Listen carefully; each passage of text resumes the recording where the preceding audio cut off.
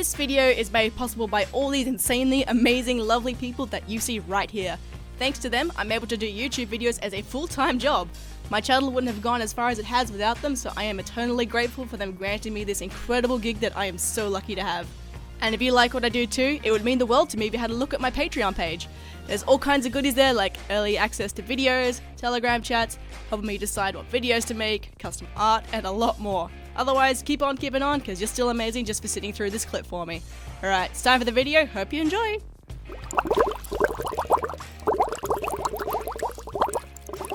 Hello! Welcome to this week's full episode. I hope you're doing well. This week I'm going to be showing you some beginning tips on making videos just like me. Whether it's a hobby or something you want to turn into a career, you want your video to be as enjoyable to watch as possible. The content could be absolutely mind-blowingly amazing, but if the video is dark and grainy and the audio is a strain to hear, you'll find people just won't watch your video. Or the other way around. Maybe you've got the best quality ever, but your content just drags on and on and on and on. Like, you don't want watching your video to feel like a chore. So today I'm going to be giving you some pointers on how to make your first few videos the best they possibly can be when you don't really know much else other than pointing a camera and pressing record. Now I'll be talking about these in the sense of, still talking to the camera kind of videos. If you want, moving camera stuff like skits and short films, I'm not good there. You may want to look somewhere else if you want tips on that. But if you're doing vlogs and other talky things, the first thing you want to do is find a good spot to film. You'll need somewhere with good, bright, preferably natural lighting and has enough things in it to absorb your sound. There's no echo, because even the most top of the line, most expensive equipment is completely useless in a bad location. So a good place to start is your lounge room or your bedroom, because there should be enough windows to let some light in, and there'll be your bed or some couches, and those will be good for absorbing sound. Now you absolutely want to go for natural lighting over indoor lighting, preferably both, because I'm going to assume you don't have a super fancy camera yet, and the standard cameras tend to really struggle when it comes to just indoor lighting. So natural lighting is your best bet to have yourself looking nice and amazing. And you want to position yourself in a spot where the light is in front of you. Don't have the light behind you, otherwise you will be dark and everything else around you will be just glow. So make sure the light is facing you. If you've got absolutely no choice and you have to use indoor lighting, or you cannot find any lighting that is in front of you, see if you can find a little desk lamp, just one of those little posable ones, and get that and pull it up and have that shining at yourself. And this was actually my setup for my very first bottle episode. I made makeshift tripods with boxes, so I had my phone on one and then on the other this little desk lamp that was shining at me. Now, it's always good to remember that amazing video quality is pretty much useless if the audio is horrendous. Audio is a lot harder to get right than video, which is why it's super duper important not to film somewhere there's lots of reverb or echo. So this is the computer room. It's got carpet in it, there's lots of chairs and plushies and all kinds of random things, so there's not a whole lot of places for sound to bounce from. Sounds pretty good. And this is our spare room. It has tiles, it's a small room, and there's nothing soft in here. It is just echoey death. It's also not a good idea to begin filming outside. Yeah, my do's and don'ts video was done outside, and I can't watch that video anymore. It's just yeah. Microphones don't like breezes, so it's easy enough to counteract once you get the hang of things. Like, you can fix stuff in post, you've got the fuzzy things supporting your mics, but while you're starting, don't worry, just avoid filming outside for now. Alright, let's get to your actual equipment, i.e. what you're going to be filming with. If you have a decent mobile phone from the last few years or so, that should work just fine. My very first bottle episode, all I had was my HTC M7, which for 2015 was a really good phone, but now we're in 2018 and even the base model of phones you can get now have amazing cameras. Just make sure it has enough storage to store all your footage and you've got a way to get it off the phone. GoPros are good too, but the microphones in GoPros are not good for talking at all. You'll have to record your audio with something external, which I will get into in a sec. My ultimate recommendation for video recording is a DSLR. The really nice kind of fancy cameras that are usually used for photography. Which one depends on your tastes, but even the entry models will be more than enough. Just check that the one you're looking at is capable of doing video recording. Some of them just straight up can't. And do a bit of research on basic DSLR operation if you're new to fancy cameras and the like. But that's not saying you have to go out and buy a $500 camera right now. That's something you can upgrade to later. When you're just starting, your phone will work fine. Otherwise, I've seen a lot of people use webcams as well. I don't have a whole lot of experience with webcams. I only use them for streaming, but even then, they're still pretty good. So if you've got the right amount of lighting, your webcam should work too. But next is your audio. Now, do a test with your filming device of choice and film a few seconds of silence and then a few seconds of you talking. Is there a hiss? Is there a buzz? Do you sound really muffled?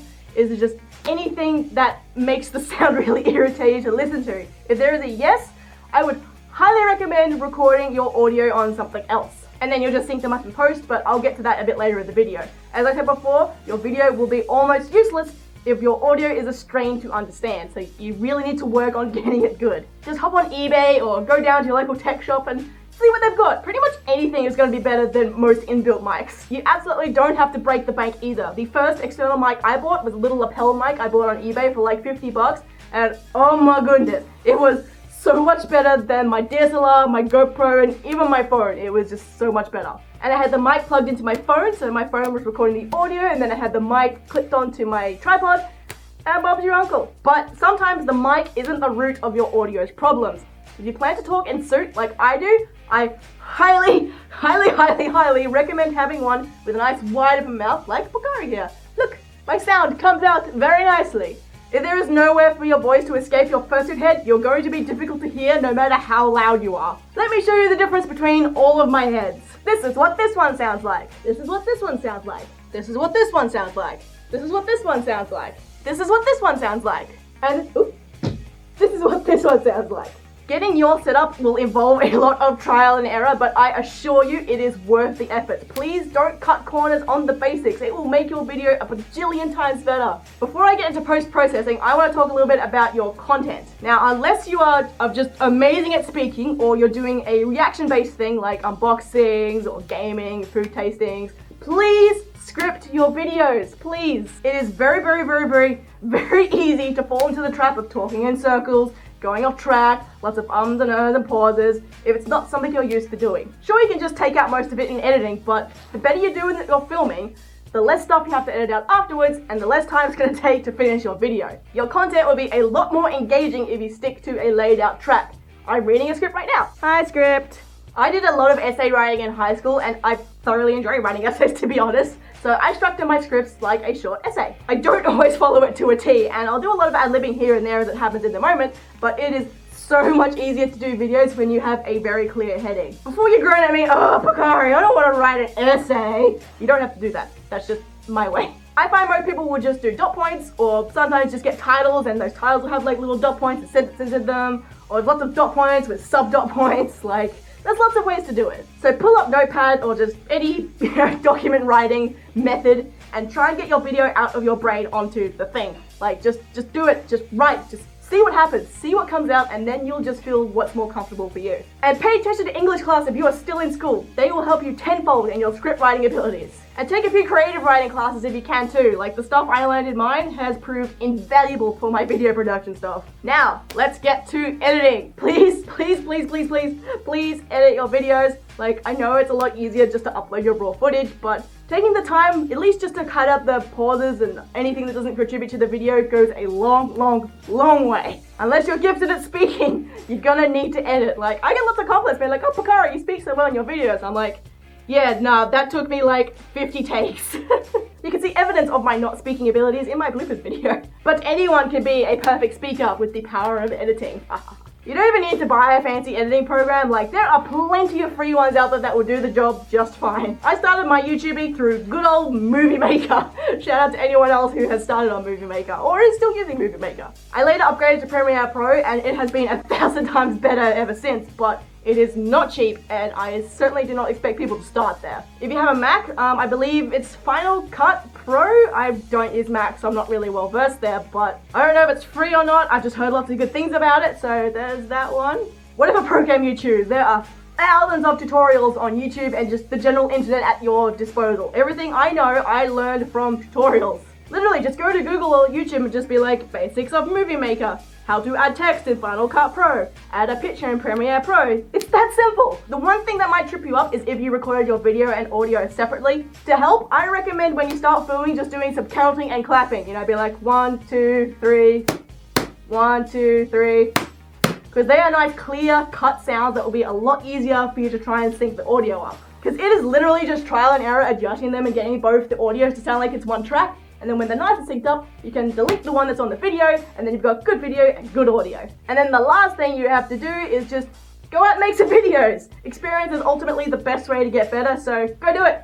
Go get some experience. I believe in you. And don't forget to have fun as well. I see far too many people starting to make videos and expecting to be the next Markiplier by the end of the month, and then they give up when that inevitably doesn't happen. Like, I certainly never expected to be where I am now. Like, when I first started, I was just doing it as a hobby because I liked it, and it's taken me over 3 years to get to where I am now. Like, originally my mind would be blown at the fact that my videos would get over 10 views. I'm like, oh my god, people like to watch this dribble I make. So don't go in with any expectations, alright? Go in because you enjoy it, because you have fun making videos, because you enjoy the whole process. And if you do, your passion will be contagious. People will enjoy watching your videos because you loved every second that went into it. And if you stick with it long enough, you might just be able to turn it into the best job ever. Happy videoing. I'll see you in my next one. See ya.